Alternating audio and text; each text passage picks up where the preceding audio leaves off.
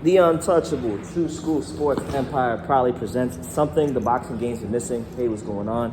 It's your boy BC, and I came here to talk some boxing with the thousands of True School Sports subscribers. Right now, I'm sitting here in Beta Bay Boxing Gym. About to get my training session in for today. But I wanted to talk about the after effects of Canelo Alvarez leaving Golden Boy Promotions. And just how that affects Golden Boy Promotions, what should Golden Boy do? Because everybody's talking about what Canelo should do, but nobody's really talked about what Golden Boy should do.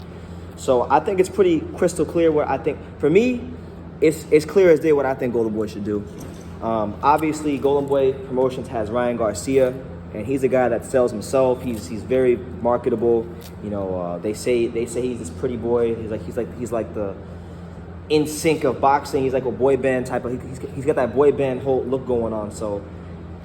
He's got 7 million Instagram followers. Girls like him, all that stuff. Girls like Ryan Garcia. And on top of that, he happens to be a pretty talented fighter. His amateur pedigree, his amateur exploits tell us that. But, I'm not even sure what his long-term future what Golden Boy Promotions will be. I don't think Ryan Garcia will be a long-term Golden Boy Promotions fighter. That's just my opinion. I think he'll follow his mentor Canelo and eventually leave Golden Boy Promotions. But what I think Golden Boy should do, or why I think they should focus more of their efforts as they move into the next phase of promoting their fighters, it's very simple.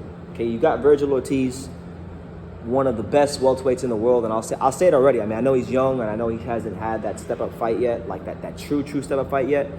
But to me, I look at Vergil Ortiz already as one of the best welterweights in the world. He just needs to get that fight. Because if you look at his skills and look at the guys he's fought, they're durable guys, crafty veterans, they know what they're doing. He's been there and did it, Vergil Ortiz. You see what I'm saying?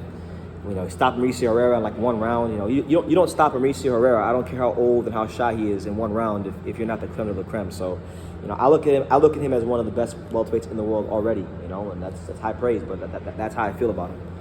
He's going to be someone that has star potential just off of his fighting ability. He has just based off his talent. Vergil Ortiz has that ability to be a superstar in boxing. I believe he will be a world champion. For me, as far as I'm concerned, him being a world champion is written in the stars. I don't know when it's going to happen, but it's going to happen at some point. He's too polished, too skilled. He's got the total package. And on top of that, he's Mexican, so he's got that built-in fan base already, and that's going to be really good for Golden Boy because they'll have the next once Crawford retires, because you figure Crawford's only got 2, maybe 3 years left at the top level. Spence is going to outgo the weight class in sometime in the next 2 years. So sometime in the next 2 years, we're going to have to see a whole new crop of guys at welterweight rise up. Because even Porter's getting old, Thurman's getting old. That generation of welterweights is done pretty much. They're pretty much done. They got a couple more fights left and then it's out of here. So whoever has that next welterweight star is going to be in a position of power.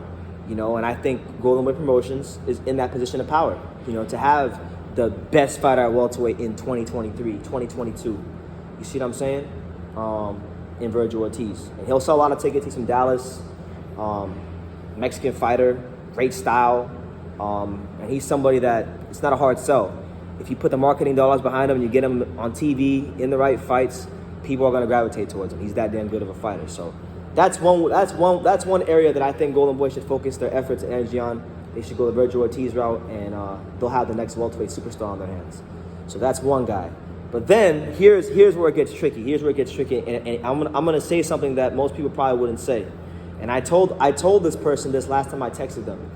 But I think the other person that Golden Boy should really focus a lot more of their efforts on making a star is Seniesa Estrada. Yes, super bad.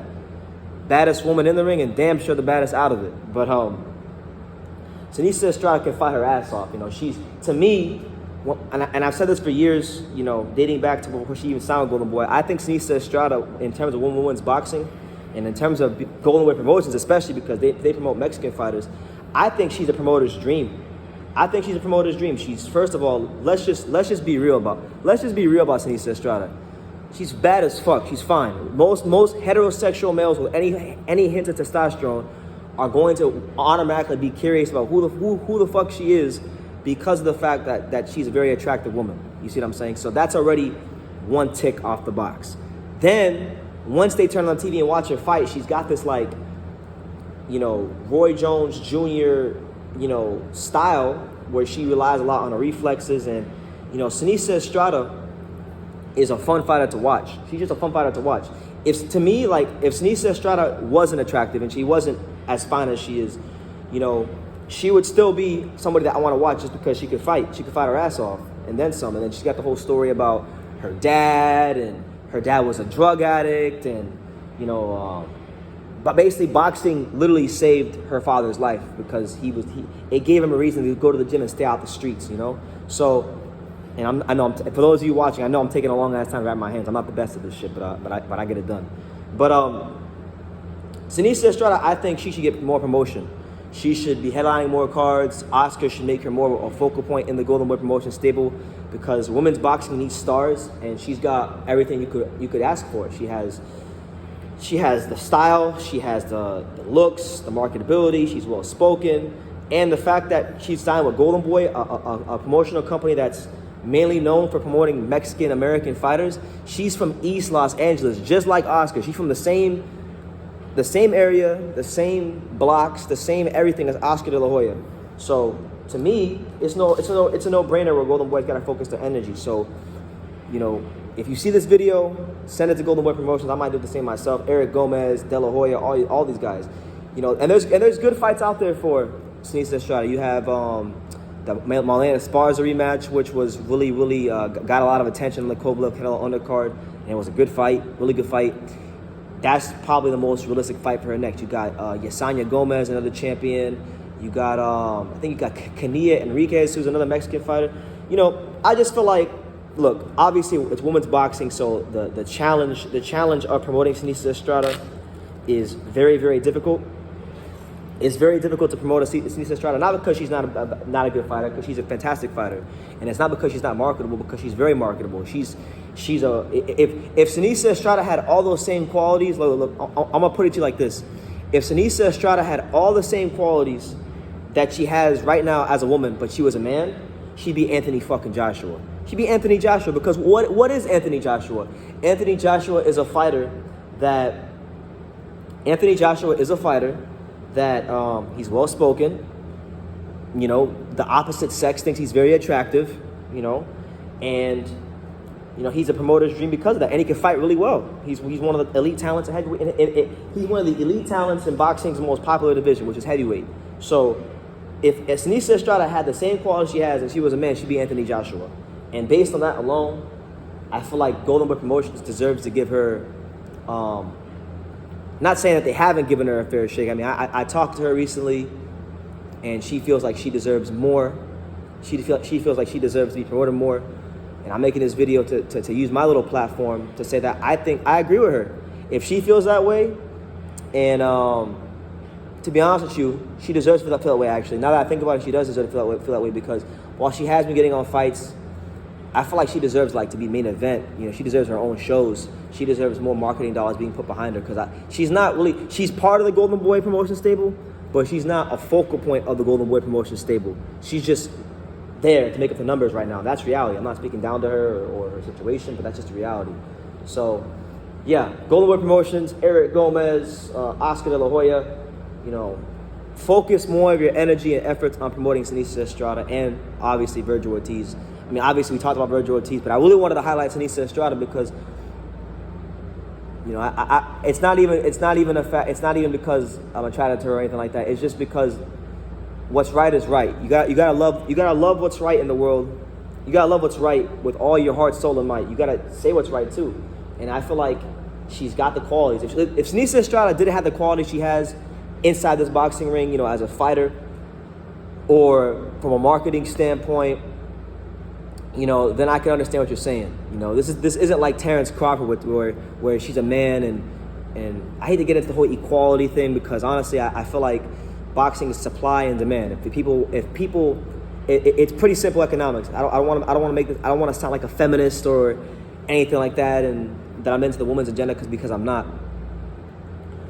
It's simple supply and demand. But where I could see where the women's boxers have a point is how could there be supply and demand if there's no exposure? You know, they can promote themselves as much as they want on Instagram, and believe you me, Seniesa Estrada does promote herself on Instagram. She's got almost 100,000 followers at the time I'm shooting this video.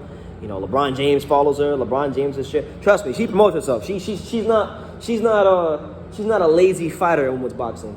But at the same time, you gotta get her, you know, more opportunities on television, more specifically like free television. I know Golden Boy is on DAZN, so there you have it. Put her on DAZN. Put her title whenever she fights for a world title, because even though she's not a world champion, I look at her as a world champion.